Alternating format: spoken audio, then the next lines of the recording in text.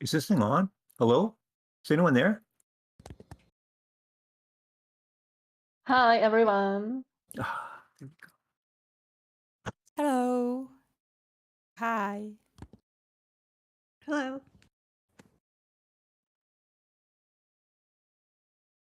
Am I not hearing anything? Oh, quiet. Oh, right. Sorry. Hello there, and welcome to the Second Life Book Club. My name is Draxtor Dupre.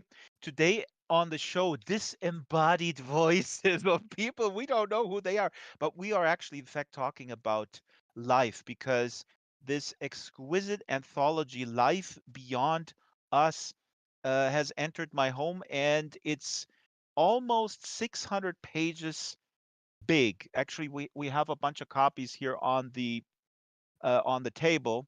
Maybe the camera can, without revealing who the guests are yet, pan over this magnificent, awesome book with an awesome cover. The book Life Beyond Us is about life in outer space, about life deep down somewhere in the close to the center of the earth, life in forms of tiny little microbes, life in forms of um, biomaterial, life in form of gigantic beings who live in suns, intelligent life that embodies as a fabric. The book is not only full of stories but also essays that illuminate the science depicted in that particular story. So every story goes along with an essay. It's absolutely amazing. Amazing authors in there, amazing scientists with these essays. The book is co-edited by our guest writer, translator, scientist, Julie Nováková. Welcome, Julie. Hi, Draxtor, and hi, everyone. It's a pleasure being here. It is awesome to have you back. You were actually here with us before, and we're having you back. You have, I think that was a year ago or two. You have your avatar has It's not aged. actually over 2 years old. Oh Actually, my God! over 2 years ago, yeah. Look at this. Look at But this. it Yeah. Look at this magnificent simultaneously, avatar. it feels like less than a year and like, oh, an eternity. I mean, during the pandemic, time flies very differently. That's true. It's an enormous thing that you guys put out. You and your colleagues. I have to look at the book. Lucas Law and Susan Forrest from LMG Publishing. It's absolutely astonishing. So before I blabber on, we want to introduce our other guests because we have three writers whose stories appear in the book. D.A. Shaolin Spires. Hello, Shaolin. Hi, everyone. I'm D.A. Shaolin Spires. Nice to see you all here. Now, D.A. Shaolin Spires, as we clarified before we went on air, is not a district attorney. No, but I can Good. get very lawyerly on you if you want me to. No. I have lawyers in the house. It's enough. Um, And then next to Shaolin is someone who you may recognize by way of his name and his magnificent strange avatar. Squidnapper is the Second Life name, but this is of course friend of the show Peter Watts. Hello, Peter. Hello. I am not an attorney either, but I also am glad to be here. I called you friend of the show, and later I will address you as the elder statesman of contemporary North American sci-fi. Is that okay? You use elder statesman again, you may no longer be able to refer to me as friend of the show. No, I'll switch to whatever you prefer. Elder statesman better. Just a statesman, maybe. I mean, I've got a I'm not saying 65th you're birthday old. coming up soon, so yeah, you are. Yeah, that's what you're saying. So yeah, Elder means let's just, accomplishment. I don't Well, know. To me, elder means cataracts and cognitive dementia. you're still alive. Lucy, Low bar to clear, my friend. you're no longer friend of show now, I suppose. I'm sorry. Next to Peter is Lucy Luka Kovikova. And Lucy, I hope I pronounced your name correct. Is that right? No, you didn't. Oh my God, please correct me. It's Lucie Lukačovičová, but never mind. Even in my Lukačovičová. yeah, you're really nearly better than many of the Czech-speaking folks who are able to do horrible things to my name. So don't worry about it. Wait, your fellow Czechs, they do horrible things. Okay, let me try this once again. Luci, right? Luci? Lucie. Lucia Mhm. Lukakovičová. Lukačovičová. Lukačovičová. Lukačovičová. Yes, great. Okay, we have 1 hour where I can where I will try my absolute best. Lucia. Yes? Or you can call me Lucy. I don't mind. Lucy is easy. I apologize for mispronouncing this. People have called me Lucia. They called me Dexter because of that serial killer on American TV. But let's get to what the book is about. Now, the book is presented by the European Astrobiology Institute. And Julie, you're a founding member. And my initial question was going to be, what the heck is astrobiology?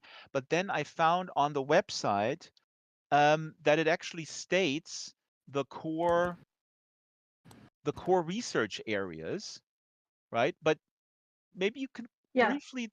briefly define astrobiology. You guys are flying around in space and looking for alien life. Well, that's one part of it. I mean, astrobiology as a science investigates the possibilities of life beyond Earth, but at the same time, it's interested in the origins and evolution of life on Earth. And for instance, about whether evolution here depends more on the conditions that were here, and if we were to replay the history of Earth, then we would end up basically the same, or if it's more dependent on historical contingencies, happenstance, accidents, and if we were to replay the tape of life, as Stephen Jay Gould once said in a thought experiment, we would end up with something completely different. And that is very relevant for thinking about what life we might encounter elsewhere, be it Mars or clouds of Venus or the subsurface oceans of moons like Europa or Enceladus, or exoplanets, or more exotic environments like stars in Peter's story. So Right. yeah, the field of study is interested both in studying conditions in space on other planets and moons and elsewhere, and conditions that could influence habitability of these environments, and studying life on Earth right here, right now, like extremophile life, which we'll encounter in Lucia's story. And of course, we also are close to biochemistry, and that's something that's hinted at in Shaolin's story. Oh, So you tied it all together, all three, and we'll hear little excerpts of these stories, and it's really yeah, amazing. I mean, I'll tell a little bit later what my favorite story is. I don't know if Julie can guess what that is. Okay, I'll give it away. It's a story called Third Life, for obvious reasons, because we're here in Second Life. But we'll see a little bit later that the three stories of our guest here are just they depict life in such amazingly different forms, just unbelievable. He, I want to read a little quote from you from the foreword, Julie. You wrote, and this is condensed: where can we find actual life beyond us? We don't know. We have a lot of thoughts about this, a huge swirling pool of ideas, some data currents going here and others elsewhere, some results pointing in one direction and others in another. Collectively, greater understanding, knowledge, and also imagination and empathy will save lives. Now, why will greater understanding about life save life? I mean, this is a this is a softball question, I guess they call it in the business. But how would you explain this to someone? Like, you know, why do you guys why are you so obsessed in looking for life in Saturn or whatnot? I mean, how does this impact us? well, one way to look at it is that if we ever discover life beyond us, it would have huge impacts on our understanding of life on Earth and on our understanding of biochemistry. It could have applications that could overturn our current science and technology. But actually, what I was hinting in the introduction more at is that we need more interest in science and understanding of science to survive as a planet, to survive as humanity on it. Because if climate change and the pandemic teach us something, is that without science and without understanding science and making decisions informed by it, we are basically screwed.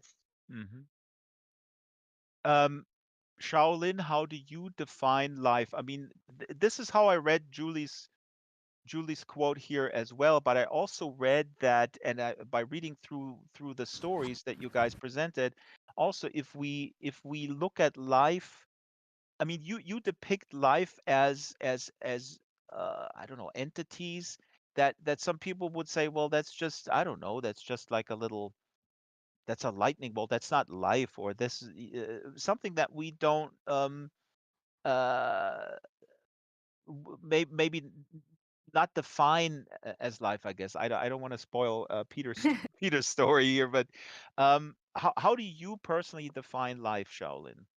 Oh, that's an interesting question because I've never thought of defining it as a single statement. But we do have markers of life that we look at in terms of like motility, the way metabolism and those kinds of markers. But we also have ideas about intelligence and what intelligence means outside of our limited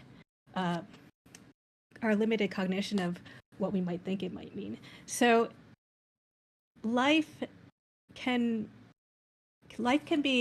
show itself in different iterations, especially when we go outside of Earth and go into other planets and other solar systems and other universes. We just have to kind of stretch our imaginations, because even though we might not be able to communicate in a way that they understand, they might have some mode of communication in which they can understand each other. So it's life can be very expansive, and I think there's also another definition of life, which is kind of like enjoyment and vivacity and this sort of pleasure.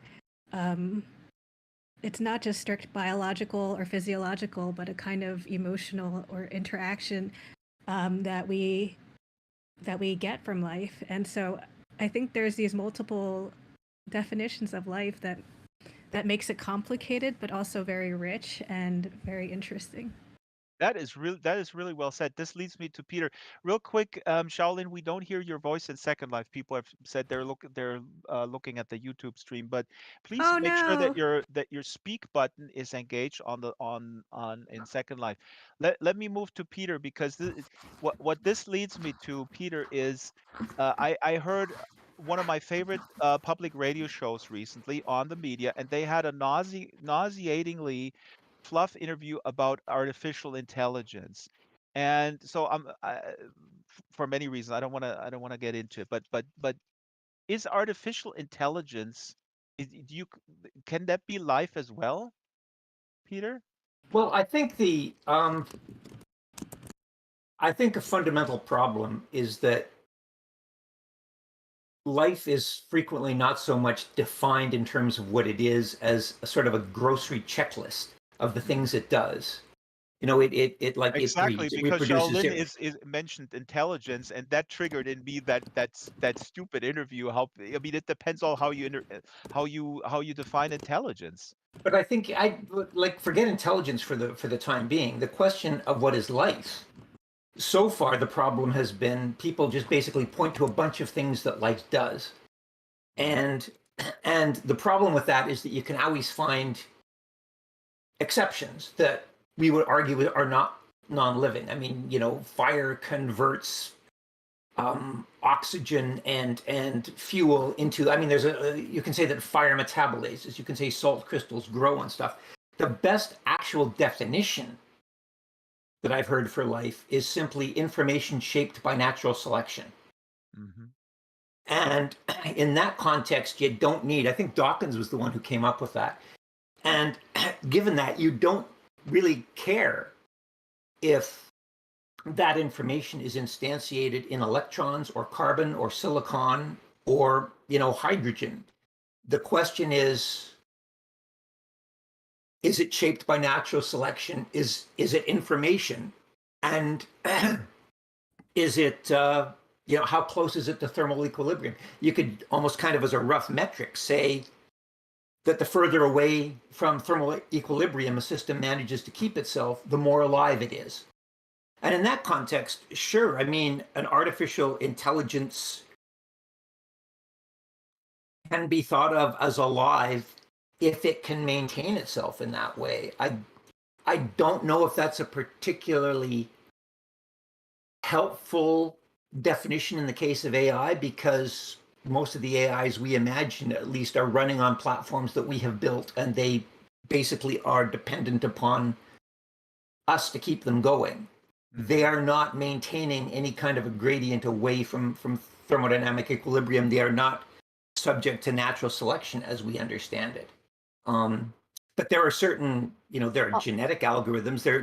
There are approaches for shaping software using the principles of natural selection. In an event like that, I would argue that certain computer viruses, certain types of malware, do have the potential to be literally alive.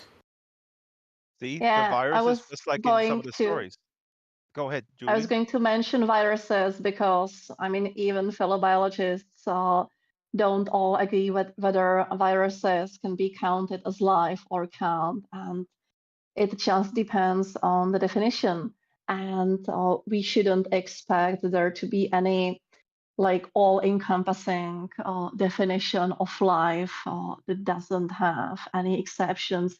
Basically, all the many hundreds definitions basically are just working definitions that are supposed to inform our studying of life, our search for life. Because, for instance, the Viking experiments on Mars in the 70s, they were informed by metabolism. They were searching for metabolism on Mars because back then people still thought that the conditions there were more favorable to life than they actually are. So they were looking for life cells near the surface. And Baragon says a virus has no metabolism. What is the argument that a virus is alive? Julie, I'll well, think it's about that. basically And the same as Peter said, yeah, because it's information and it's shaped by natural selection. It undergoes Darwinian reproduction. evolution. But it's interesting because on other worlds, we could imagine evolution working in very different modes. It doesn't necessarily have to work as a Darwinian or Dawkinsian evolution. It could be more Lamarckian. Actually, Peter wrote a story that hinted at this as well. But we can imagine other modes of selection that would be very difficult to recognize for us. And also, the definition that Peter stated is, I agree, closest to encompassing all life as we know and can imagine. Ooh. But it doesn't work so well for trying to find it because, I mean, how can we design an experiment trying to find something shaped by natural selection? In most environments, the timescales would be too large to recognize evolutionary changes. We could look at structures like genetic codes that look like something shaped by selection, but that's already closer to experiments that are informed by other definitions of life. Let So me just it's say complex. it is complex, and Baragon is saying here copying and pasting software code doesn't make software alive. Peter, hold your horse for a second. I know you want to respond to that. Let me bring in Lucy first. Um, and also, let's welcome everyone here in the audience. If we have Beyond Full House here, this is quite amazing. And our friend Shadow just showed up, and he's like this. Shadow, what are you? You are a form of life. Can the camera please look at Shadow real quick, who brought a brand new avatar. I'm going to ask, is an avatar alive? And Berrigan says fire also reproduces. Interesting, because Peter's story, actually, where story Defective, where he's going to read in a little bit, um, fire has a little bit to do with that as well. But first, let me introduce Lucia, which I already have. Her story is Devil in the Deep, and Lucy went deep down into the earth for her story, um, into earth, and her protagonists encounter something very, very small. What made you decide to go deep down instead of out into space? Actually, in that time, I was working with two seismologists, uh, and we were discussing the Earth and rock mechanics and seismic waves, this, and also mixing it with my own area of expertise, and that is culture anthropology. I love all the stories, but what I really love about yours is that you combined sort of this. I emailed you that the sort of superstition, traditional cultures with a certain propensity to have superstitious beliefs with modernity. This is a quote here on the board in the back, a little excerpt from a dialogue between this miner.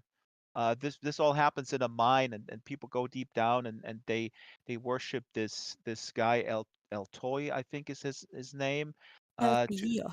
El Tio, sorry, LTO. El Tio, and to appease him so that he brings him back alive. And this dialogue between the female scientist and this miner says, all what lies beneath the surface belongs to him, El Tio. You don't want to anger him. He commands the darkness and the heat of the fires that burn in the deep. He doesn't like priests and women entering the mine. And then she says, and me?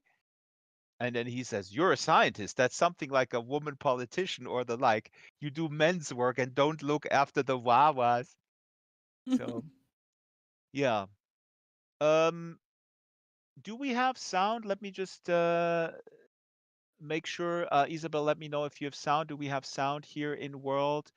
Folks, just let me know if you hear if you hear us. I just want to throw this in here. Arthur Schopenhauer, a German philosopher. I've gotten into him recently, and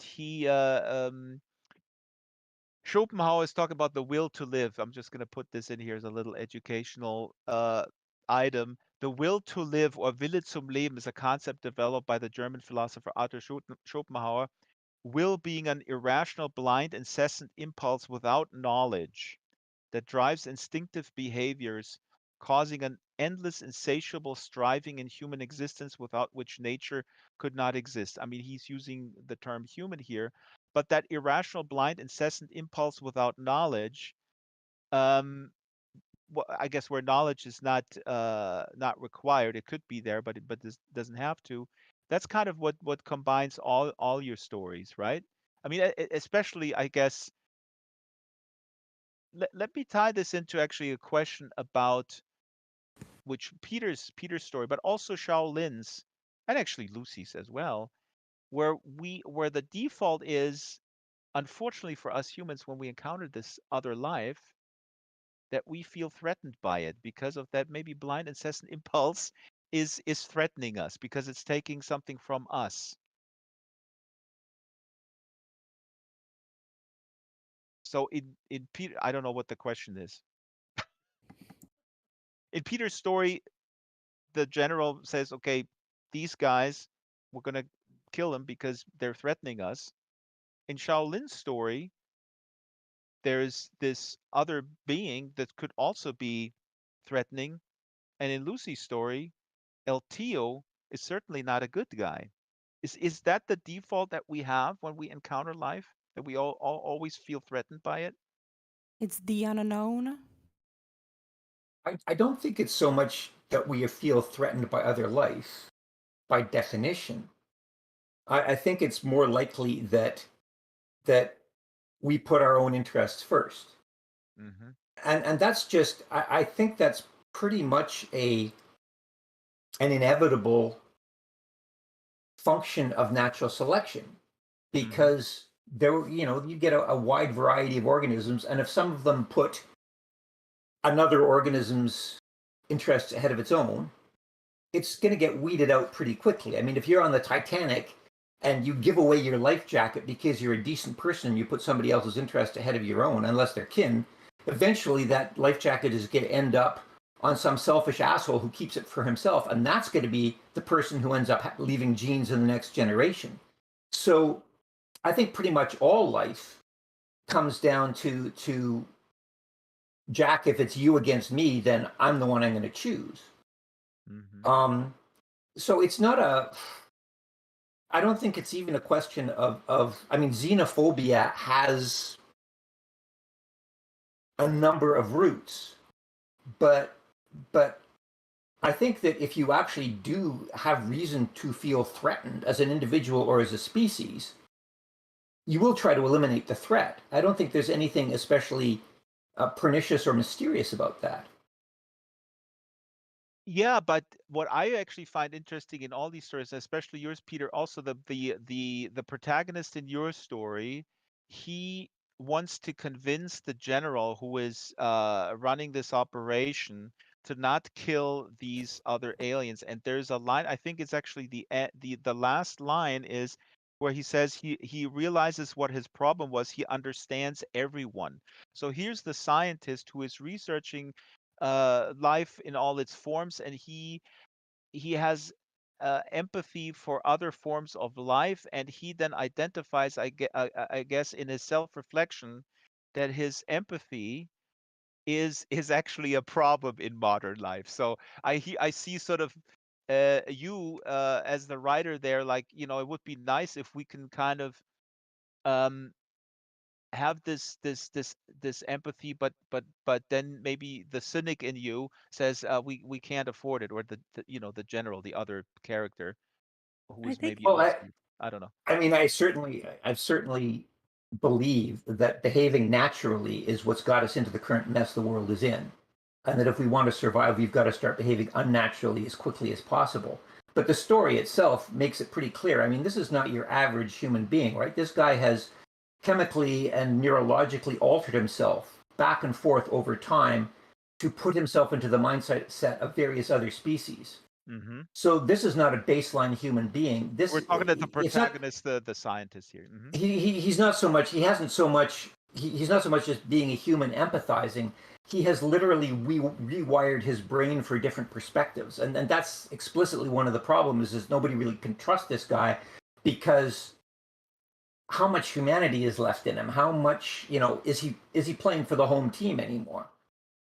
See, I read that differently. I thought, like, I know he does something. Let's not spoil it. But I think being able to empathize and really go into the perspective of another being, I think that's totally awesome. Before I have you um, respond to that, I think Shaolin wanted to chime in here, because I think this combines all your stories. Is like the question, if a scientist, it seems to me that implicit in all these stories is somehow the perception, and maybe it's reflected, you guys are reflecting this, what's happening in society.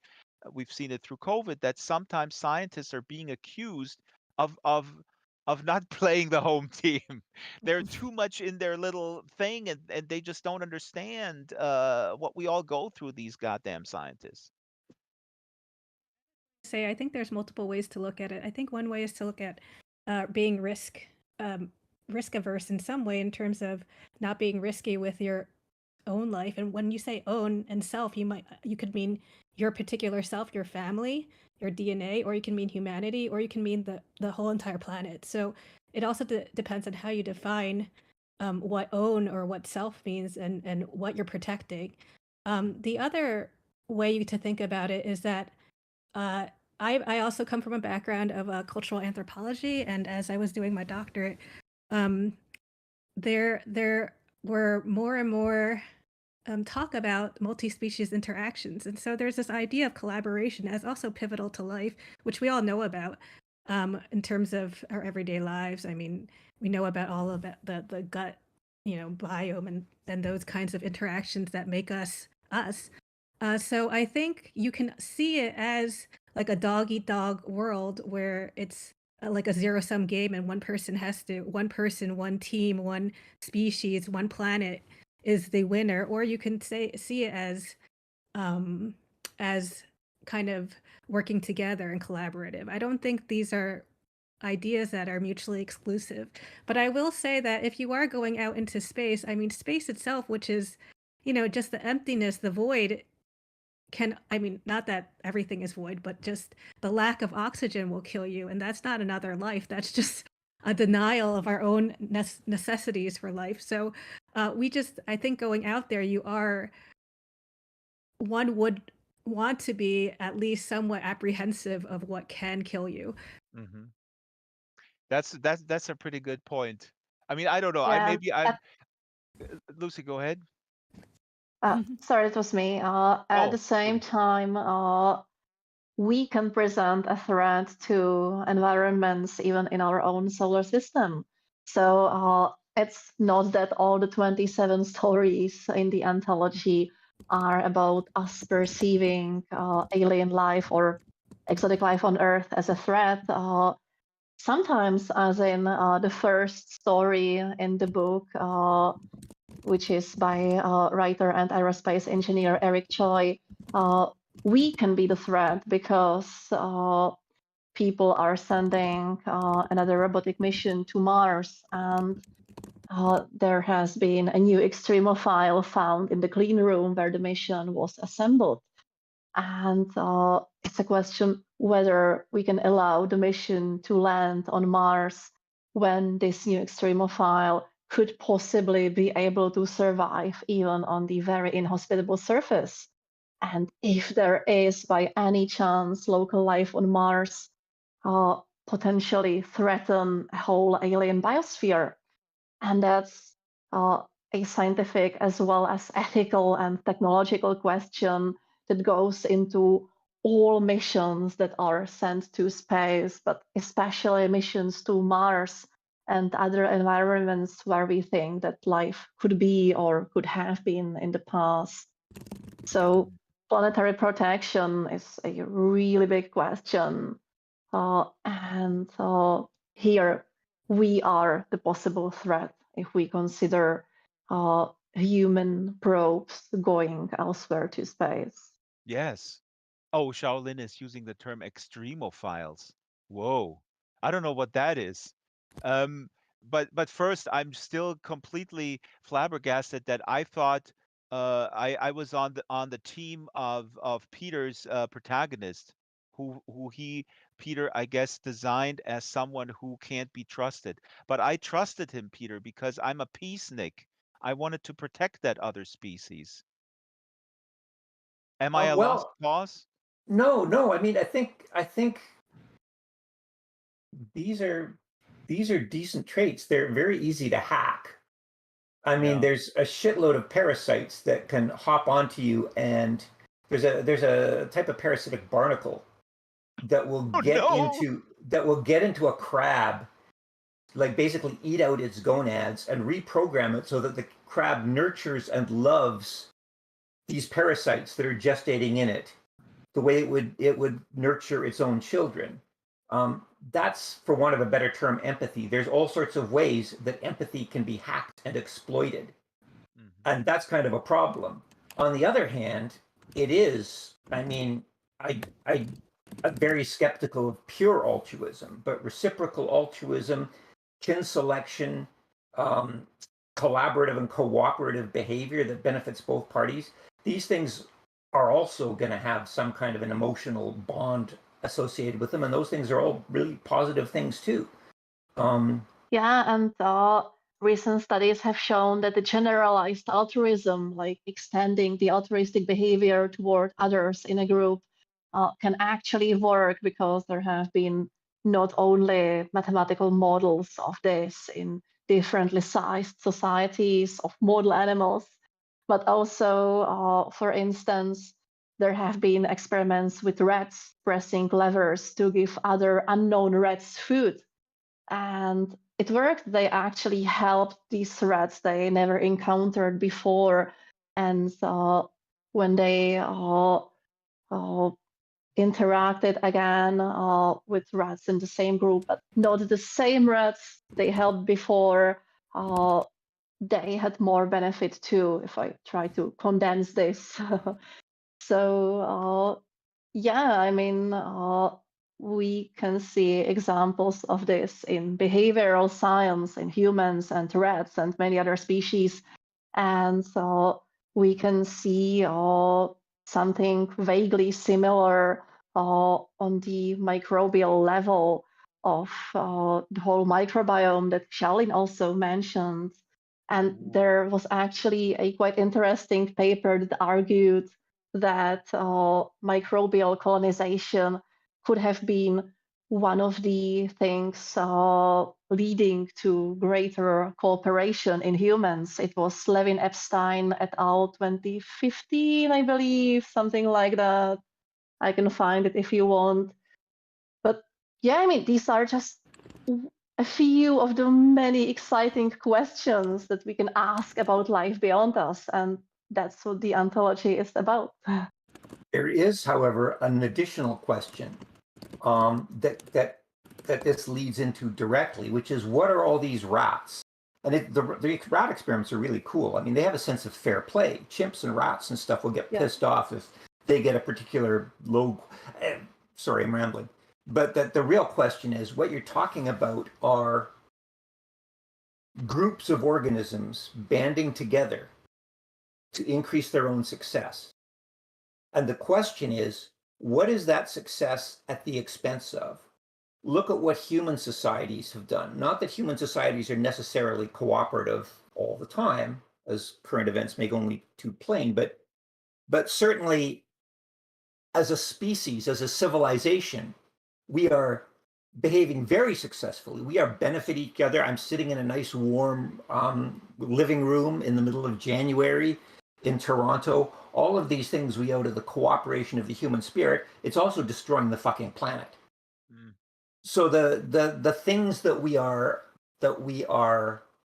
the things that natural selection is producing, even these interspecies relationships, are in pursuit of the exploitation of consumable resources. And when you get too successful, you start to compromise and threaten your own life support system. And whether that's one species doing that or a whole bunch of them working together, that's still the thing that you have to worry about as a consequence, as a result of, too much successful cooperation. As an anti-capitalist, I would say that this is because of the economic superstructure that we bought into, and I think that can be modified. But I don't want to go on that tangent because I will never end. Peter's excerpt is here on the board behind us, and I want to read it because Peter's aliens here, he describes them. Signs of life, if you can hang that word on something that doesn't even technically exist in space-time. The agony are space-time, those are the aliens, the agony, are space-time somehow. Defects in the fabric of reality, like the cracks that form when water turns to ice. No mass to a crack, no volume. In a way, it doesn't even exist. Not a thing in itself, but a boundary between things. What do you even call something like that? Really, really compelling. We'll hear Peter later, but I want to go actually to Shaolin first.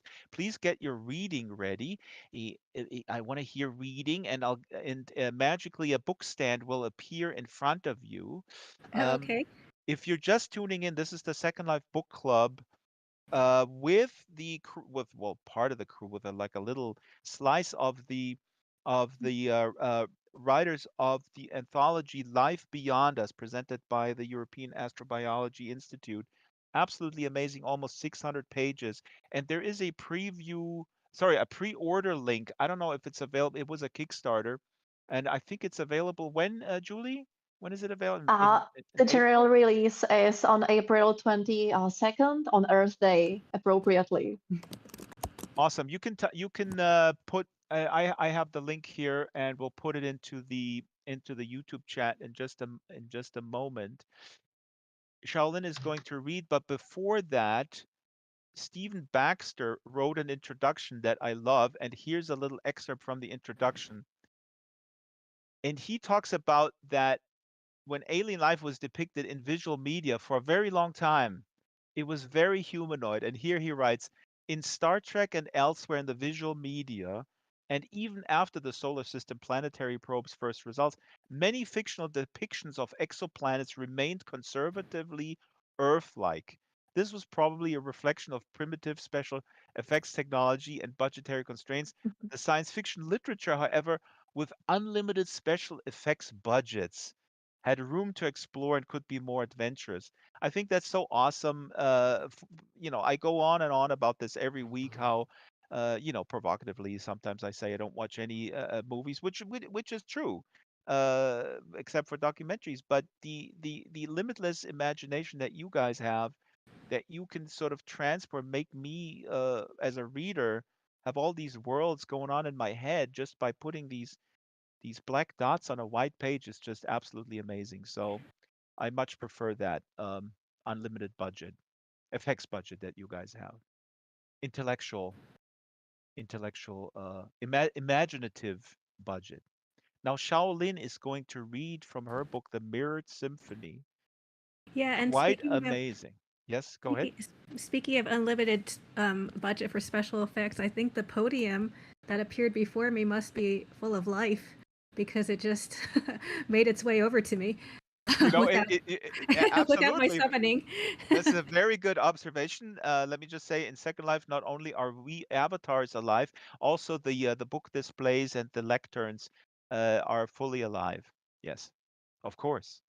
There's a lot of, by the way, there's a lot of great discussion going on here in the chat. I'll go through it afterwards. If I miss something, if you find something incredibly important for me to relate to the YouTube folks, just let me know by cutting and pasting it back into the conversation. But Shaolin's story is the Mirrored Symphony. Music plays a big role. Do we need anything as a setup, you think? So this is a part in the middle, and I didn't want to start from the beginning because it's a little bit of a build-up, and this is actually still a build-up because spoiler, we're not going to actually, or anti-spoiler, we're not actually going to encounter the aliens, but there will be aliens. We're not encountering the aliens in this excerpt, but if you want to encounter them, you will have to click on the link and get your hands on one of the books. People will get the books. I think I spoiled it by putting an excerpt that I like. I put it on the board behind you. Oh, I see. Yeah, let me read this real quick before Sure. you go. Your protagonist says, by encountering these aliens, I shudder. It's uncanny, eerie to see myself reflected, deconstructed, jumbled, and re-put together in this hodgepodge way. It reminds me of a mix of 2D paintings of yore in Earth cultures and what was considered modern art, a splash of cubism mixed with hieroglyphics, like a pressed flower in a book shifting from one page to the other page of the folded spine. The reflection of me smiles, even though I'm not smiling. Does it consider a smile a universal sign of friendliness? I can only hope. Amazing writing. Okay, Sheldon. Now that I properly spoiled it. Oh, I'm actually glad you spoiled it. Because of our discussion, I almost wish I chose another excerpt that is more towards the part that you're reading. But I will read the build-up, which will give you some suspense. Oh, that's good. Good. So it's called, as you mentioned, it's called The Mirror Symphony, and thank you so much for the introduction. So here it goes. I wake up to the smell of sizzling. I try to get up, my hands shaking as I pull myself upright from the cold sleep pod. It isn't easy. The pod jolts from left to right, shaking and rumbling. Creaking noises give me the chills and make the hairs on my arm rise. My fingers and arms are weak from sleep. I use all my effort, grunting, to rise. Once I'm out of the wobbling pod, I do a kind of tap dance to stay on my feet. It's not just my pod and the 2 pods next to mine. The whole ship is lurching. I feel sick. I always feel queasy coming out of sleep, but this time I'm retching with nothing coming up. At least that's a relief. The artificial gravity is going in and out. It wouldn't be pleasant dealing with floating and falling vomit on top of nausea. It's not great consolation. With the sudden changes in my own body weight and the quaking of the ship, it takes me a while to find my footing. My knees knock against each other, and I finally grip a counter, typically used to put hairbrushes and creams for grooming after awakening. I'm not focused on tidying up. The sizzling smell makes me cough, and I'm worried. Where is everyone else? Something isn't right. Just as this thought enters my head, I hear a creak, and the ship shudders again. The lid to Adese's sleep pod pops open, and she sits up bleary-eyed. She coughs. A smooth electronic voice blares across the ship. Repairs underway. Please be patient as we reorient artificial gravity levels. A deep heaviness comes over me, and then it lifts. The voice says, artificial gravity levels reestablished. The ship stops shaking. Whoa, Adese says uneasily. She breathes into a sleeve, then puts it down, coughing again. She has one hand to her head and the other on the pod. I help her up. Ugh, she says. I feel horrible. You don't smell great either, I say. She swats at me, scrunching her nose. Yeah, well, you're not one to talk. You're all sweat and smolder. What's going on? She takes a ragged breath. I'm not sure. I just woke up myself. We're not set to wake for another 2 cycles. You heard the alarm, Adese says in between coughs. There's smoke. It's triggering my asthma. Yes, come on. I have your inhaler here. We'll check the monitor. We lumber to the navigation center and run through the logs. I hear a draw of breath as Adese takes her meds. We continue perusing. No, cries Adese. What? I ask. Come look. My legs are trembling. I'm nervous. Sweat dribbles down my forehead and I wipe it off with a sleeve. Adese pulls at her hair. She's looking at the controls, highlighting and zooming in with the hand not tugging at her locks. We've been tagged. Tagged? The smoke, she says, stating the obvious in a deadpan voice. She hasn't really heard me. She's trying to control her anxiety. I can tell the way she taps her fingers as she calls out for the drone. She sends the ship drone out to inspect the damage. My hands feel wobbly, like almond jello, but I shake it off. I edit a series of pre-recorded messages from the comms. I'm alerting those in the pods in the other wing who would be waking in confusion. The ship comes alive as other crew members start coming in to work on the investigation. Yet even with the activity, there is an atmosphere of hushed apprehension. We are all tentative, breaths held, hopeful and disquiet. And that's it. Awesome. This is D.A. Shaolin Spires reading from the Mirrored Symphony. And these aliens, this is what I learned. Well, actually, let me ask you real quick. Why is music so important for you in this story? Music plays an important role here. Yeah, so this story, I think I'll do a little bit of spoiler just to make this a little bit more interesting, or else I'll just keep talking vaguely. You know, when you have a short story, once you give the premise, I think it's hard to kind of backtrack from there. But it's a lot about chirality and left and right and ambidexterity, and also chirality in life. And so music is important because there's a lot about which hand you play with and switching hands. And in our lives, we always have like a dominant and non-dominant hand, a dominant and non-dominant eyesight, a dominant and non-dominant foot. You have regular, and then you have, oh, the word just escaped me. Oh, boogie? No, that's not the word. When you go backwards on like a snowboard or a skateboard. Oh my God, I don't know. I could tell you that in a fugue you have different ways the melody is mirrored, for example, in the composition of a fugue. That's why Yeah, it exactly. resonated with me as a musician. But I have never snowboarded in my life. I have no plans Oh. because I want to stay alive. Speaking of time. Well, I have, and I also do a lot of kind of physical activity. I actually Oh teach my martial God. arts. What? So Yes, I do. So symmetry and I'm asymmetry. inviting book nerds, and now they're doing martial arts. That's- It's too bad it doesn't. I can't put on a green screen and some electric nodes and go on virtual on Second Life and show some forms. But anyway, yeah, the chirality is really interesting because it appears not only in our physical selves, our physiological selves, and symmetry also, as you mentioned, in music, in the composition. Chirality also appears in amino acids and the way in which life is composed. And so I had a roommate who was a microbiologist, and we talked at length about this, and that in part sparked some of the ideas about symmetry and microbiology, amino acids, and how we are always have this kind of division of left and right in different ways. And I find this very fascinating because do other life outside of our universe, outside of our world, outside of what we know, do they exhibit this kind of division? It's something that I wanted to explore.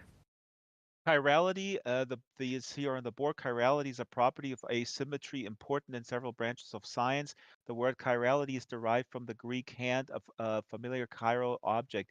And again, this is an example. This is from Wikipedia, but what is really cool about the book is that the essay again is right after the story, and the essay explores a concept that is used as well, maybe plot device for like a better term, and that makes the book really special. I want to go to Lucia. God damn it, Lucia. Sorry. No, I will repent. I will chastise myself somewhere Oh, don't. in a Second Life church later on, where they Oh, hit me with please don't worry about it. um now your book, we mentioned Devil in the Deep, which goes the other direction. The Devil in the Deep, just an awesome combination of the superstition and modernity, and it takes place in a mining community. What do we need to know prior to set up the scene? Hmm. Actually, that there has been a massive earthquake, and two scientists. It takes place in South America, and two scientists are sent to see what is possible to what kind of research can be done when an earthquake happens around a really deep silver mine, and if something interesting can be found out about the depths of the earth. Mhm. And of course, the conditions in which the miners are working are horrible, and they see the scientists as some heartless intruders. On Basically, behalf of the company as well. I mean, it's amazing yes. how much you put into this little story. Exploitation of labor, going very deep. Again, I'm gonna spoil a little bit. The aliens in your book, the life form, are tiny little. I don't know. Maybe there are LTO down. Maybe I'm not gonna spoil it. I don't know. I'm conflicted, but it's amazing, all these different facets that you put in there. That dynamic between the workers and the scientists, very much like what we see in so-called real life. The kind of suspicious looking at them. They're sort of intruding into that world and all Yes, that. Yeah. actually, partly the idea is that perhaps the scientists perhaps could be better able to communicate with the strange life forms deep in the mine than with the miners. hmm Yeah. hmm These eggheads. Do people still say that, Peter? Eggheads? Or Why have are they you ever? asking me? Because we're the elder statespeople of That's this right. That means panel. we are totally clued out. We have no idea what the kids are doing today. We still say rad, don't we? Speak for yourself, white man.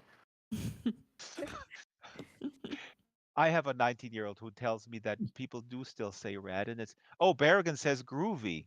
Groovy is still okay. Okay, enough with the ageism here. We're all avatars. We're all the same age, 16 years old. Okay, Oh dear, Lucy. that means we can't drink.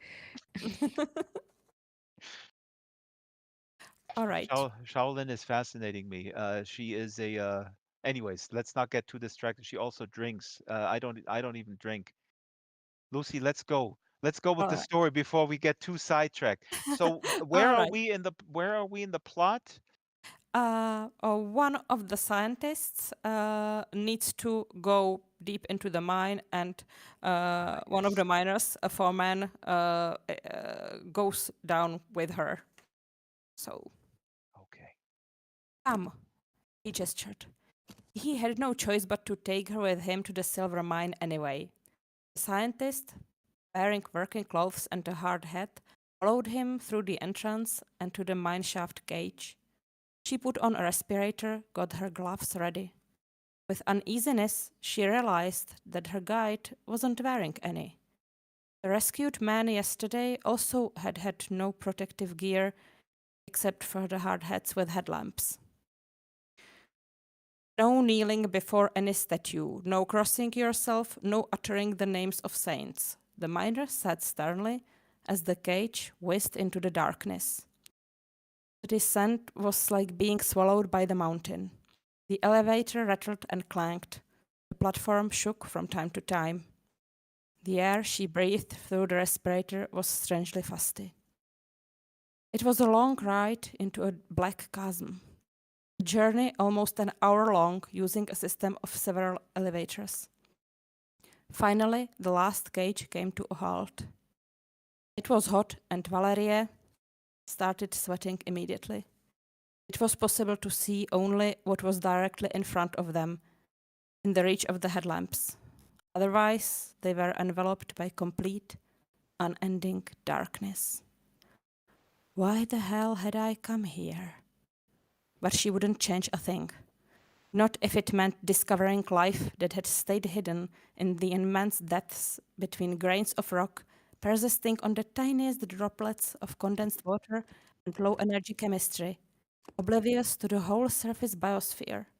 Microbes that metabolized with glacial pace and divided once every 10,000 years. The miner led Valeria to the beginning of a tunnel where she stopped, surprised. A tall statue of a horned man seemed to glare at her. It had an open mouth with sharp teeth and a wicked expression. It was made partly of rock, partly of clay, and was surrounded by heaps of coca leaves, cigarettes, and empty bottles and cans. Valeria and the miner added their own offerings. You worship the devil? She asked cautiously, her voice muffled by the mask. God rules the land above, the villages and cities, the sky, the fireman explained. But here, below, is the realm of El Tío de la Mina. There are many statues like this in different places in the mine. El Tío de la Mina, the uncle of the mine. Valeria observed the statue. Wow. And that's from Lucy's story, Devil in the Deep. And let's go straight to Julie because this also has a concept, as every one of these stories, that the essay accompanying that story here is about Thermus aquaticus. Thermus aquaticus is a species of bacteria that can tolerate high temperatures, one of several thermophilic bacteria that belong to the Deinococcata Oh my God, I'm butchering this. Julie, help me out. Oops, I don't know. We can't hear you, Julie. I think you're muted. Please unmute yourself. Sorry. You can probably hear the baby crying in the background, so maybe we can switch to Peter's excerpt for the moment, and I'll be back very shortly. Sorry. Sounds good, but we don't have problems with babies. Babies are also alive. Peter, do you know what Thermus aquaticus is? I don't know. Is that an actual real? I mean, it sounds so generic. Thermus and Aquaticus sound. It sounds like some kind of archaea, like an extremophile in a hydrothermal rift vent or something. But I don't know this. I don't recognize the specific name. We'll go to your story. This is see, you haven't learned anything from the book, as have I. No, I've learned a little bit, but th this pertains to Lucy's story of these. Ah, God, it's really hard not to spoil. So I already spoiled everything, but the beings in her story, these microbes, they can live in these mines where it's super hot. And apparently, as I understand it, for a long time we thought that life cannot be sustained in very, very high temperatures. And that plays a part in your story too. So let's go to your story. Um, Peter, you want to set it up? Where are we in the plot? I mean, this is Well, the story itself kind of the story starts is called immediate. Defective, by the way. Defective. Yeah, and it's actually based on a paper that showed up in high energy physics a couple of years back by Ankordakwi and Chudnovsky, if I'm pronouncing those right. It's called "Can Self-Replicating Species Flourish in the Interior of a Star?" And obviously they can't if you're defining life as something that has to be DNA based. But if you think of it in terms of information shaped by natural selection, maybe it's an option. So the story kind of starts in media res. It's take place on an asteroid that's building a big fucking gun in very close orbit around the sun. An A asteroid which basically BFG, it's called. the Yes. BFG, Big hanging fucking gun. basically it hides behind this giant parasol of reflective tinfoil, which is a photovoltaic converter. And the story kind of starts in media res, which probably will confuse the reader for a couple of pages, and then we come to this basically the story so far section, which I have decided to use as my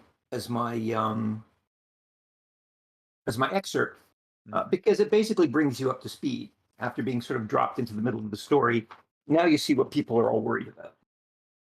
They are worried about something, and they're worried about something. Yep. And Go here ahead. we go.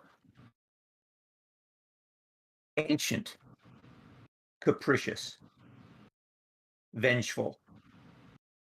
They lived among the stars and hurled firebolts that would destroy any world they touched.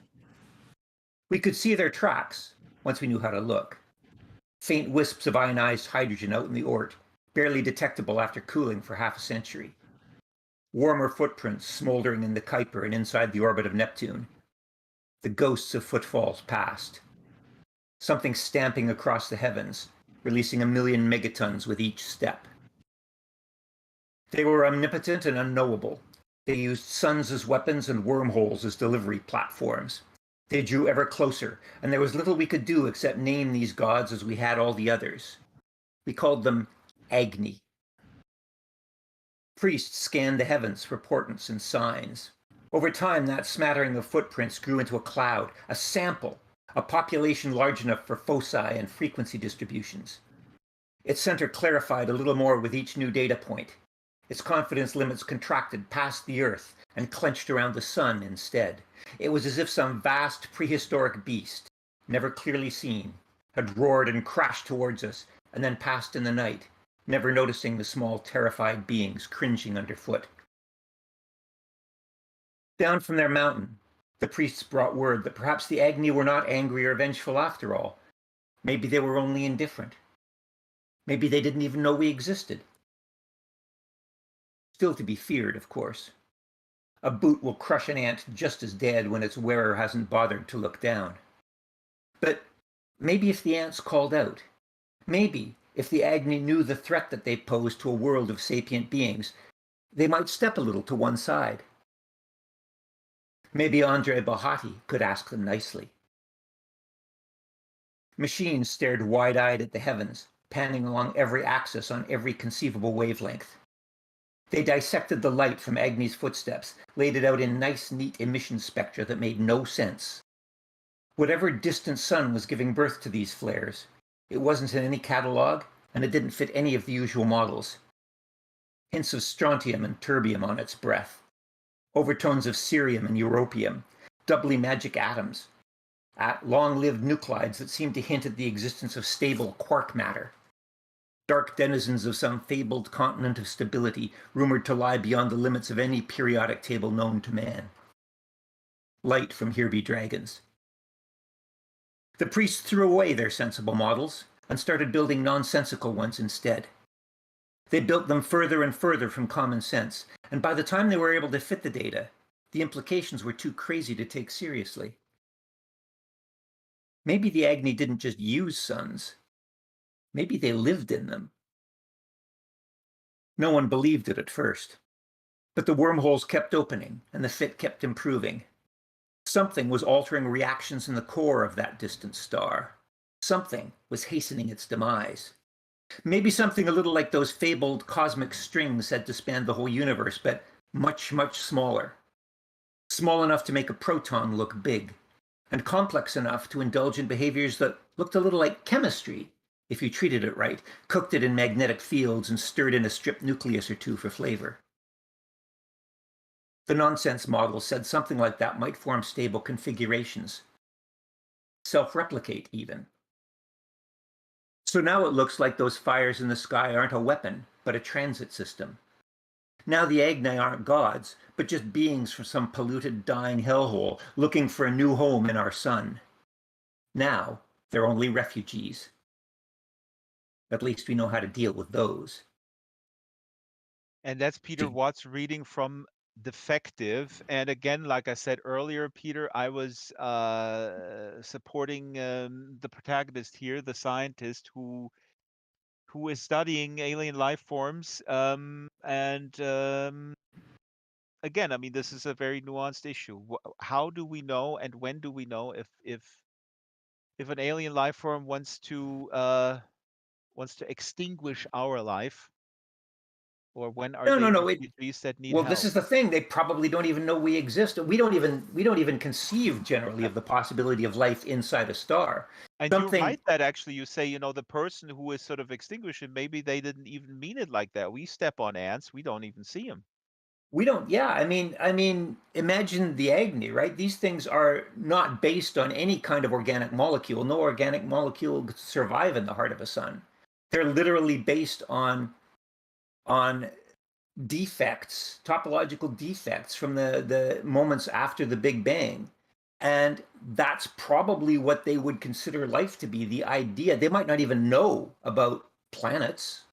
And if they did, they would certainly consider it inconceivable that life could evolve on that, because how the hell would these asymmetrical monopoles, how would they survive without the density of a star to keep them, to keep them intact? These things are just looking out for themselves. Mm-hmm. They're not trying to attack us. They don't want to destroy us. They just want to save themselves. And I think that makes kind of an interesting, they're not evil. They're doing what we would do. But then how do we deal with them? Because they are threatening, in your story, they're threatening our livelihood. I mean, they're walking over us. So how do we deal with them? We have to destroy them. They're not walking over us. What they're basically doing is they're casting out a fishing line. Mm-hmm. They've mastered the art of generating wormholes. And so what they're trying to do is their own sun is dying. And this is something that's literally that's actually been taken from the paper. The existence of this kind of life in a sun will change thermonuclear reactions to the point where the sun itself will start to change. And so what they're basically trying to do is they're blindly throwing out these wormholes, getting closer and closer to our sun. And when they hit the sun, they'll colonize it. They want to live inside the sun. They couldn't give two shits about the Earth. The problem is once they're in the sun, they're going to start changing the thermonuclear reactions in the sun's core, and that's going to destroy our Goldilocks zone. Nobody knows how long that's going to take.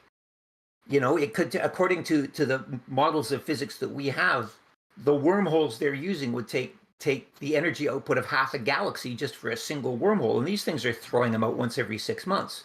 So they've obviously got a grasp of physics that's totally at odds with what we understand. And so nobody really knows whether or not these changes in the sun's composition are going to happen next week or in 10,000 years or in 1,000,000 years. And this is what leads to the conundrum. This is what leads to the quandary. How much of a risk is too much of a risk? If you're worried about the extermination of all life on Earth, do you leave this thing alone if the chances are only 1 in 1,000? You're basically playing Russian roulette, but you don't know how many chambers are in the gun. Right. So there's the principle of, essentially precautionary conservationism that says, we just can't take the chance. And then there's the other thing that says, if you push that too far, we would never do anything because everything comes with a risk. So therein lies the essential conflict of the story. Do you take something that really doesn't even know you exist and is not hostile, and do you try and prevent it from colonizing your star, which would eventually condemn it to extinction, because there is some unknowable statistical chance that after they get in, the sun will change and the Earth will no longer be able to sustain life? God, Peter, this is for, again, for an altruistic peacenik, it's really not easy. Well, Yeah, the question is, how do you value life? Is it, are you going to be Darwinian? Are you going to say, forget intellect, forget social bonding, forget all the things that you value? If it's not human, then it comes second. Or do you just say, we value all life? It seems to me if you value all life, you have to recognize that in order to save the body, you have to cut off the gangrenous limb. But very few people are antinatalists. Very few people will say, yeah, we should go extinct for the sake of the rest of the Earth's biosphere. Even though if you claim to value all life, that's the obvious logical thing to do. Mm-hmm. We're wiping out anywhere between like 60 and 130,000 species every year. Mm-hmm. So human extinction is really the thing to do if you value all life. If, on the other hand, you say, well, the platypuses and the beavers are great, but my kid is the most important thing in the universe, then yeah, you'll do what we do. Who wanted to chime in here? And let me just also throw this out to the audience. What do you say? Are we the biggest destroyer of life? I mean, the human species. But I don't know, Julie, who wanted to, or Lucy, who wanted to? Yeah, well, I love the story because at the center there's this unanswerable question. It's impossible to answer. We have incomplete information, but we have to act somehow. And you can understand everyone in the story. I mean, you don't have to be the protagonist to put yourself in the shoes of him or of the general or of the physicist who helps to build the big fucking gun. I mean, they all have a point. And also, the story for me resonated extremely well with the first story in the anthology, Hemlock on Mars by Eric Joy. I already mentioned the story, and there's a very similar but kind of inverted impossible dilemma of whether we are risking destroying a potential ecosystem on Mars that we don't even know exists. And we don't know whether the probe is contaminated, whether it would fuck up the results, and whether in the worst case it could destroy the whole biosphere of Mars if there exists any. And the dilemma in Hemlock on Mars is slightly lesser. Well, it's lesser by the fact that we don't have a survival in it. We don't have to send the probe to Mars. We're just sending it there to investigate. But still, there's a potential threat. We have to decide what to do with it. We can't ever have complete information. There are benefits and risks. We can't ever be sure whether we are making the right decision. And we never will be. And you can also agree at the same time with the people who want to send the probe and with the people who want to abort the mission. And here the stakes are much higher in defective, but the dilemma is quite similar. Really, really, really amazing. These types of dilemmas. I wonder. We only have 15 minutes left in the program, but I know Julie wanted to read about the Thermus Aquaticus, which is the concept of Lucy's story. I put the slide in here that about the spectroscopy, which is the concept that the essay features after Peter's story. Spectroscopy is the field of study that measures and interprets the electromagnetic spectra that result from the interaction between electromagnetic radiation and matter as function of the wavelength or frequency of the radiation. And again, Peter's aliens are they're the crack in the ice. Absolutely fascinating. Drax, can I just jump in here with yeah, something? go ahead. Since you're actually quoting that essay was written by Asia Petrowski, I believe. And I just like to call out for her because she's a black hole specialist, an astrophysicist, who I managed to run a lot of the ideas in the story on. And she was an enormous help. So like credit where it's due. My degree is in biology. Hers is in astrophysics. So I got an awful lot of help from her. In fact, she's the female protagonist of the story. I put a picture up here. That's me reading the book. Joanna Piotrowska wrote the essay, How Did They Know It Was Agni? Introducing spectroscopy and its potential for finding extraterrestrial life. So that's interesting. I actually wanted to ask each one of you, but I think we're running out of time a little bit. The collaboration with the essays, how that sort of worked. Were you in communication while you were writing these stories, or did the essayist put that all together afterwards? Lucy, maybe a quick comment on that. How was was there somehow like a collaboration going on here or back and forth? In my case, not with the author with my essay, but I was consulting with the two seismologists with whom I was working on the other project. So it was fun, and I received great help and encouragement from them. So that was very nice. Yeah.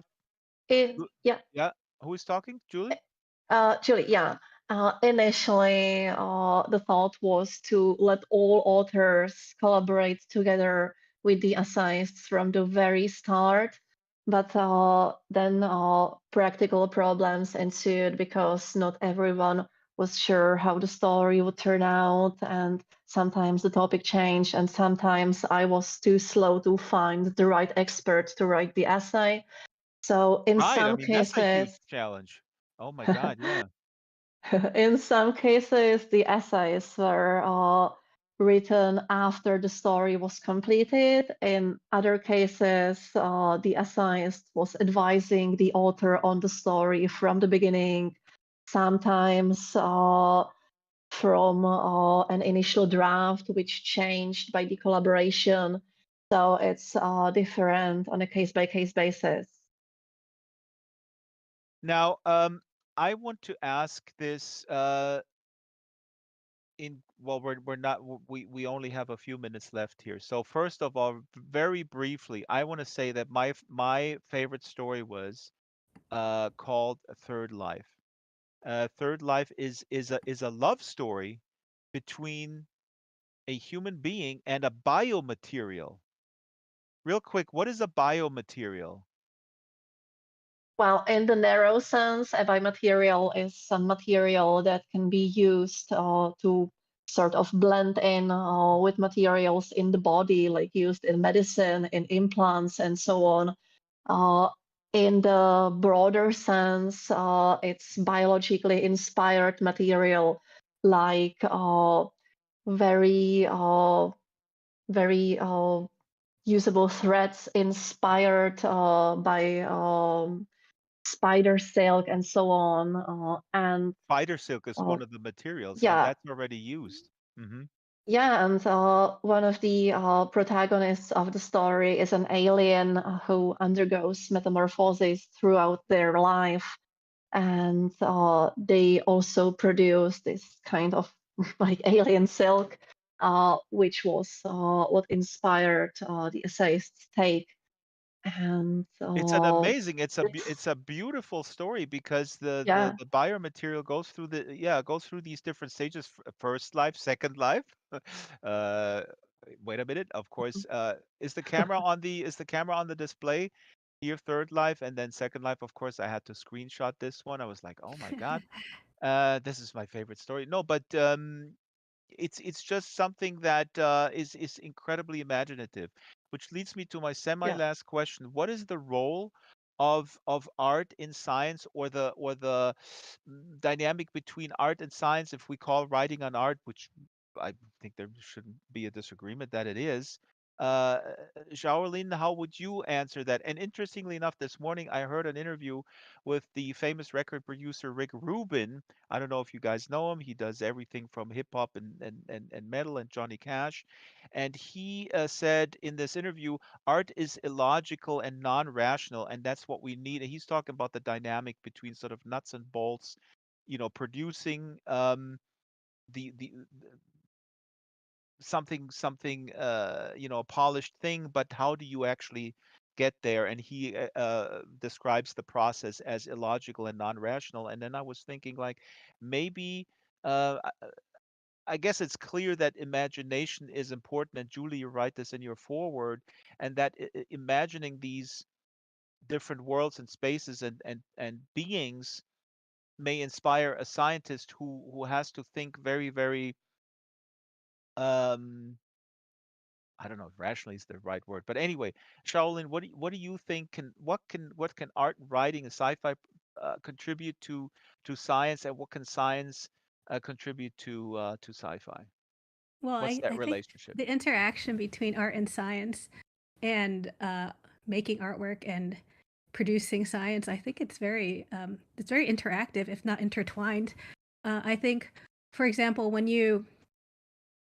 even if you look at DNA and all the different letters, I mean, isn't that a kind of art itself? I mean, it's beautiful, it's productive, it's yeah, I think so. When we're writing science fiction, it's imaginative. I think you need to dream a little bit to for science and art, and I think a part of science is to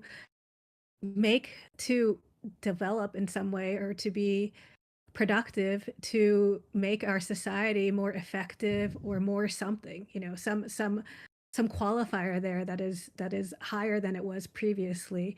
It doesn't have to be that way. It could be about discovery, it could be about curiosity, but I certainly they work hand in hand in terms of something unraveling in a good way. So I would say for art, for me, it is using that creative process and this like the surge of creation in terms of thinking and in terms of putting it down into paper, and which and of course I draw a lot from science in terms of hard sciences, but also in terms of social sciences, and I don't think there's such a divide. And in fact, people talk about STEAM now, where art is inserted into the STEM. So I think there's a higher recognition that we need to collaborate with each other, and it's not so far apart, art and science. Well, I can tell you the reason why I'm also asking this question is that my father, who I love dearly, who is an electronics engineer, he used to, when he saw me with a sci-fi book, he said that's a waste of time because you should be focused on stuff that's happening in the real world. And what you so wonderfully expressed right now, I couldn't agree more that this is a two-way street, a mutual inspiring, moving us forward, stories, innovation, etc. And my dad, who still holds several patents, it's a huge inspiration to me. He steadfastly, again, no disrespect, and I don't think I think he meant it very well meaning. For him, I was wasting my time reading science fiction. Yeah, But I don't. actually, Oh, sorry. Go ahead. sorry. Julie? Well, for me, science fiction is a kind of sandbox where we can play with questions that are essential for our future, and not just the future of humanity, but all life on Earth.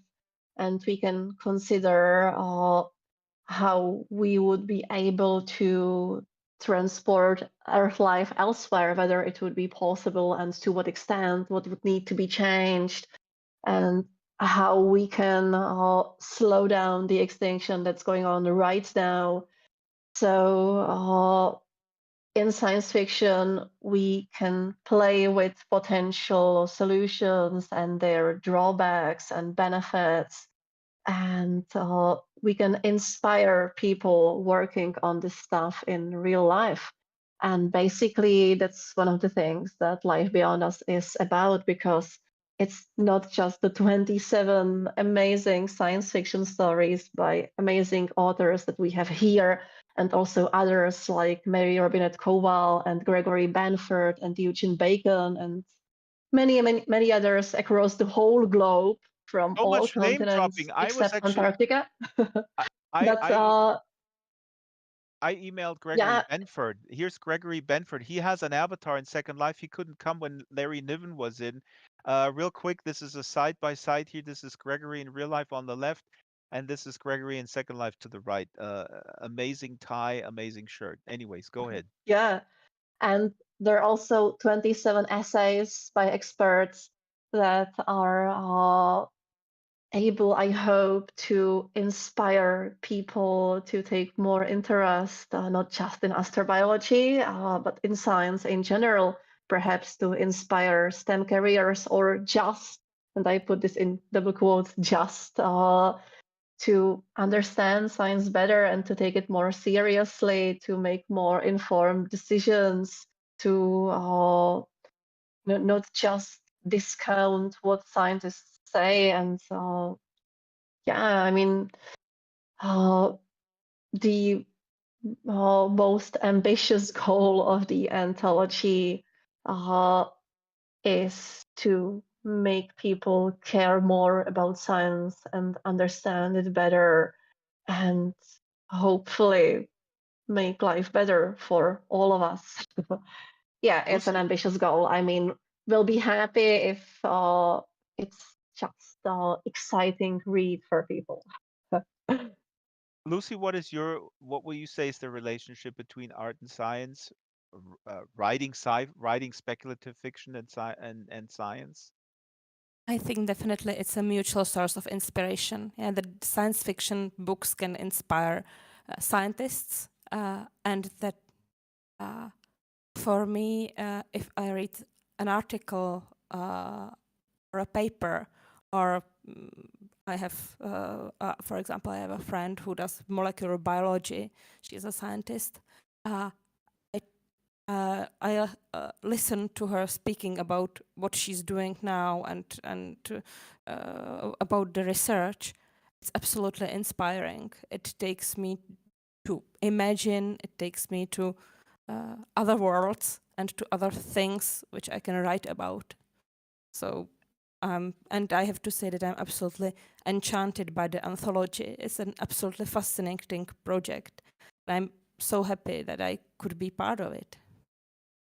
I have so many slides that Shyla prepared here. The James Webb Space Telescope images, just 3 images of the recent images that people have probably seen, and really amazing. And even I, who was extremely bad at math and almost failed 10th grade because of biology and chemistry, I am now in my advanced age as an elder, not an elder statesman of speculative fiction, but an elder host of a virtual book club.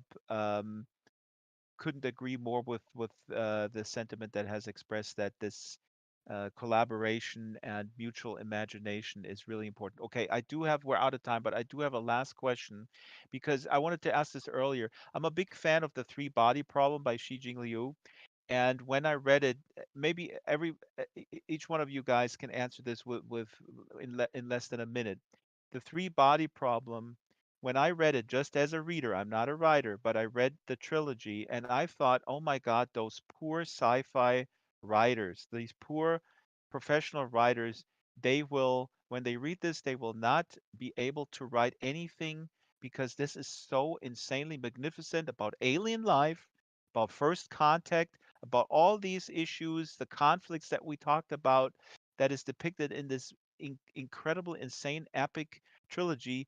Um, Now, since my gushing first impression, I met people in the writing community who have criticized this trilogy a little bit here and there with some points that are very valid. I'm sorry, I'm not going completely off topic because the three body problem deals with alien life, but let's make the round real quick from Julie, starting with Julie. Have you read it? If not, then this is a no, just say no and we'll move on. But if you have, do you feel that this is so how do you deal with it as a writer if something is this magnificent, or do you not even think it's that great? I have read it, and though I would have some criticism, I really loved the really broad collection of topics that are tackled in the trilogy, like habitability in a system with three different suns, and the dark forest theory of the Fermi paradox, and so on. And I think that in its scope and in the topics it tackles, it's really epic.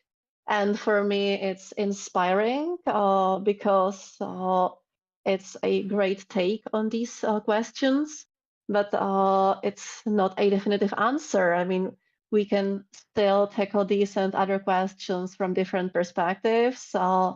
And that's part of what the 27 stories in Life Beyond us do. Damn, Julie, you bring it right back to the anthology, and the pre-order link is. Can somebody put it into the thing? Shaolin, do you think my question is somewhat reductive and possibly stupid when I say this is such a giant achievement? No speculative fiction writer can write anything after that. Like I'm saying, like me as a musician, I'm listening to Oscar Peterson play piano. Why do I even learn the piano? Because he's done it in the 50s, so I might as well jump off a balcony. Sorry, take it where you will. Well, I have read it, and I should just say that you could make a similar argument about this book club being such a great book club that there should be no other book club ever made again. That is certainly true. That I can agree 100%. So take it as how you would interpret that. I think it's a great trilogy. It's very wide in scope and very has a lot of depth. There are points in which I could bring up that I would take differently, or I would do if I were writing a story in such a way I would do differently. But like, I'm going to bring it back to Life Beyond Us. You should read all of the stories. That's because what you should read. there is Life such a Beyond Us. variety. Exactly. You don't have this one writer. Okay, Peter, 20 seconds. 20 seconds. Thanks a lot. Yeah, I've read it. In fact, I even argued with Sishin about it when I was in Beijing a while back. And I haven't noticed any yeah, I mean, once you hive off the fact that there are different standards for Chinese prose and so on, and that there are things that are lost in translation. Yeah, it certainly is a huge idea trilogy. It's got some absolutely mind-boggling stuff. But it's part of the conversation. And I certainly haven't noticed, interest in my own stuff waning, or if it has, it's probably because I've grown senile in my writing, and not because the three body problem has eclipsed the rest of the genre. It's a big voice. It's an event.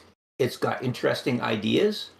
I can agree with some of them. I can profoundly disagree with them, but that's kind of part of the fun. The fun is the debate. Science fiction itself is an ongoing conversation about possibilities, and you have to answer it. It can't be the end. It cannot be, Your argument is that we should, granted it's sort of tongue in cheek, but the idea It is that there's very no tongue in point, cheek. Yeah. the idea that there is no point in writing science fiction, I would Anymore. say exactly the opposite. I'd say when a trilogy like this comes out, it is incumbent on the rest of us to engage with it and to answer it and to argue it. This book is not the end of science fiction. This book is a kick in the ass for the rest of us. Yeah, it would be like saying that reading the human genome is the end of genetics. It's not. It's basically the start.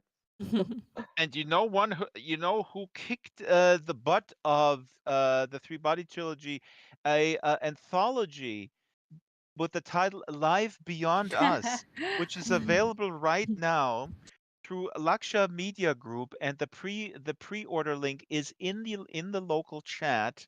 And what is actually also amazing, and now we're over time, but I read also in the book in the description about the publisher, they engage in narrative nonfiction books. And we had a really interesting discussion about narrative nonfiction last week in the role playing, on the topic of role playing. So that is another fascinating thing. Please do check it out, and don't buy the Three Body Problem. Buy Life Beyond Us.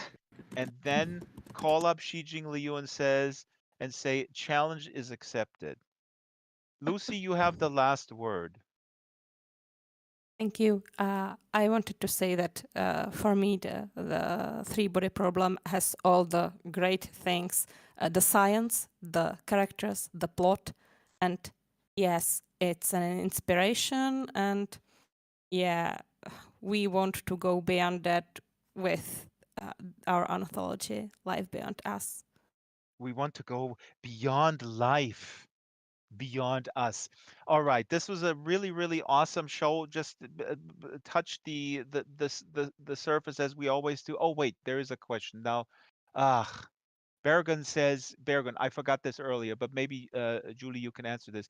Does the European Astrobiology Institute have an official preferred solution to the Fermi paradox? It doesn't. It's not the point of the institutes to have some kind of official statements on things that are subject to research, and we are at the very start of trying to resolve the Fermi paradox, and probably What is won't the Fermi ever. paradox?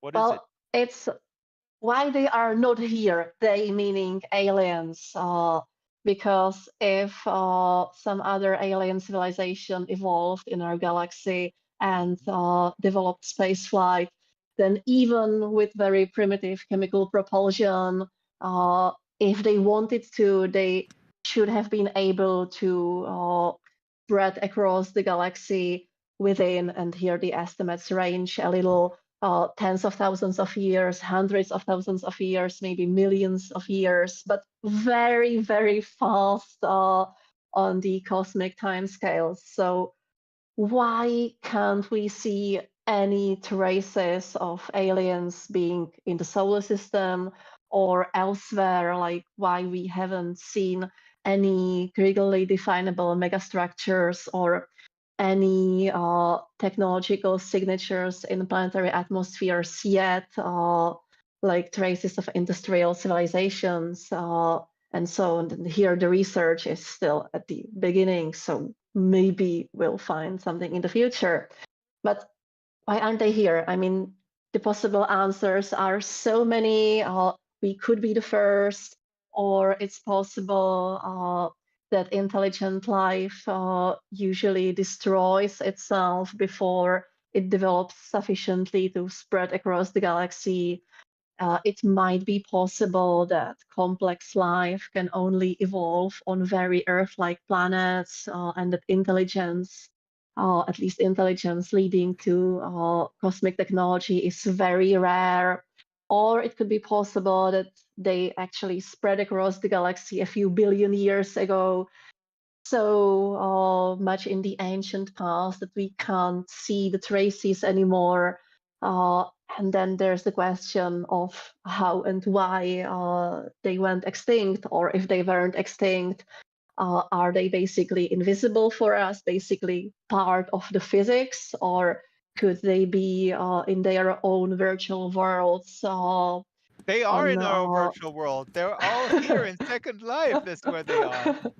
So yeah, the answers are so many, and there's not a single agreed upon take by scientists of the Institute or astrobiologists in general. And it remains to be seen. It's just one of the thousands or millions of exciting questions that are here to inspire science fiction authors and to inspire our actual research, actual future.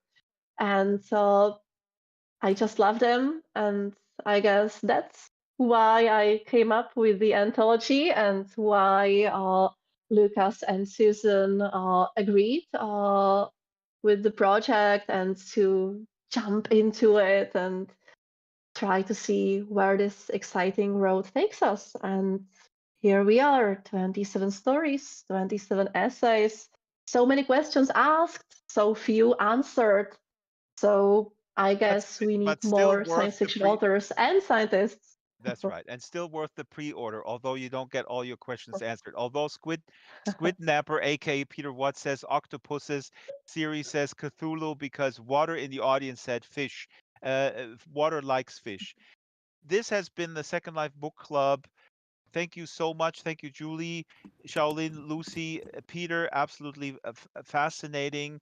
A wonderful book, a big achievement. Thank you, audience on YouTube and in world. Kitten Duo is a member of the YouTube channel for 13 months. Congratulations, Kitten. If you like this program, please consider joining the YouTube channel or support us by donating on Ko-Fi or via PayPal. The links are in the YouTube description. The Second Life Book Club has been around since, let's see, it was established on April 8th, 2020. Absolutely amazing. We're going on to our third year.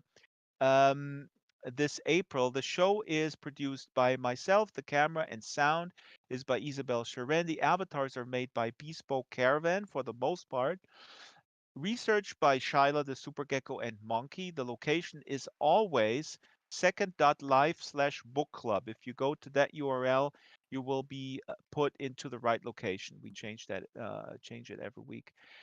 Draxtor.com/SL Book Club is the link for the calendar. And next week is oh yeah, I should say the show is every Wednesday, 12 o'clock. If we have a different guest from a different time zone, sometimes we change it around a little bit, but usually Wednesday, 12 o'clock. There's a tip jar on the side here. The sculpture on the right side of the stage thanks you for your donation, and that donation goes right back. It's not inexpensive to put this together. It's not it's not as expensive as it would be in the physical world, but there is a little cost associated with putting it together. So we appreciate donations. Next week we have one of those free-for-alls where we have an informal discussion. Everybody is welcome. I can tell you now that I'll have two huge announcements next week, and also I will be reading from Thomas Pynchon's Bleeding Edge, which I think is absolutely phenomenal. If you want to read something, a work in progress, or if you have a specific topic in mind, please direct message me or email slbookclub@draxtor.com. Again, thank you very much, and see you all next week. Goodbye. Thank you, Draxtor. It's been amazing to be here. Thank you. Thank It you. was awesome. Bye. Bye all. It was great.